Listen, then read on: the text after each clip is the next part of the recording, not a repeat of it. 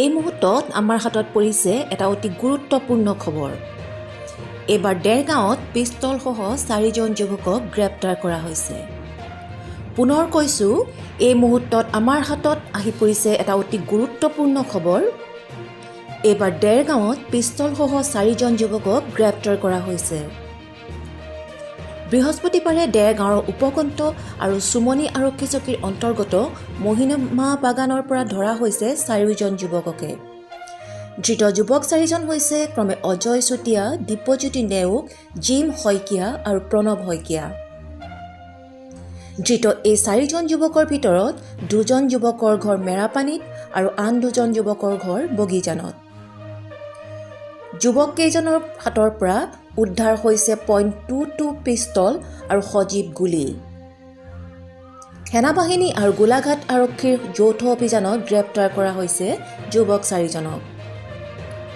বৃহস্পতিবাৰৰ নিশা দেৰগাঁও থানাত সেনা আৰক্ষীলোকে জেৰা চলাই এই ধৃত যুৱক 4জনক। তেওঁলোকৰ সম্পৰ্কে সঠিক তথ্য পোহৰলৈ অহা নাই যদিও কোনো নিষিদ্ধ বিদ্ৰোহী সংগঠনৰ সৈতে যুৱককেইজনৰ সম্পৰ্ক থকাৰ সন্দেহ কৰা হৈছে। ঘটনাৰ সংক্ৰান্তত গোলাঘাট আৰক্ষীয়ে জোৰ অনুসন্ধান অব্যাহত ৰাখিছে। News desk report, today Dergaon.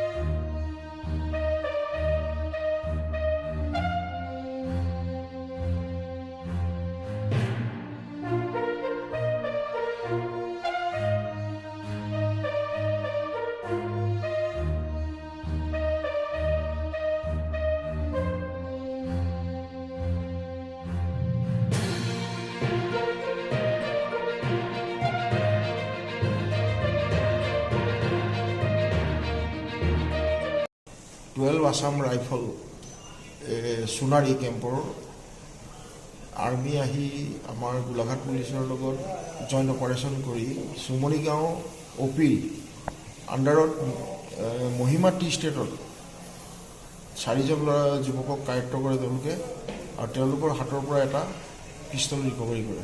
কি পিষ্টল পাইছে? .22 পিষ্টল। মানুহজন ক'ৰ হয়? ল'ৰাকেইজন গোলাঘাটৰে হয়। নামকেইটা ক'ব নেকি? এজন হ'ল অজয় চেতিয়া, এজন হ'ল দিব্যজ্যোতি নেওগ, এজন জিম শইকীয়া আৰু এজন প্ৰণৱ শইকীয়া। গোটেইজন গোলাঘাটৰে? গোটেইকেইজন গোলাঘাটৰে। বগীজানৰ আছে, মেৰাপানীৰ আছে। বগীজানৰ 2জন, মেৰাপানীৰ 2জন। হয়, উদ্দেশ্যটো কি আছে তেওঁলোকৰ? তেওঁলোকৰ উদ্দেশ্যটো এতিয়াতো ইনভেষ্টিগেশ্যন চলি আছে, এতিয়া একো ক'ব নোৱাৰোঁ। মনস্থ বিকিবলৈ আনিছিলে, এনেকুৱা কিবা হ'ব পাৰে নেকি? তেনেকুৱা বুলি এতিয়া ক'ব পৰা নাযায়। ইনভেষ্টিগেশ্যন কমপ্লিট হোৱাৰ পিছতে গম পোৱা যাব কি হয় বস্তু। বিদ্ৰোহী সংগঠনৰ কিবা তেনেকুৱা হ'ব পাৰে নেকি? সেইটো এতিয়ালৈকে একো ক'ব পৰা নগ'ল।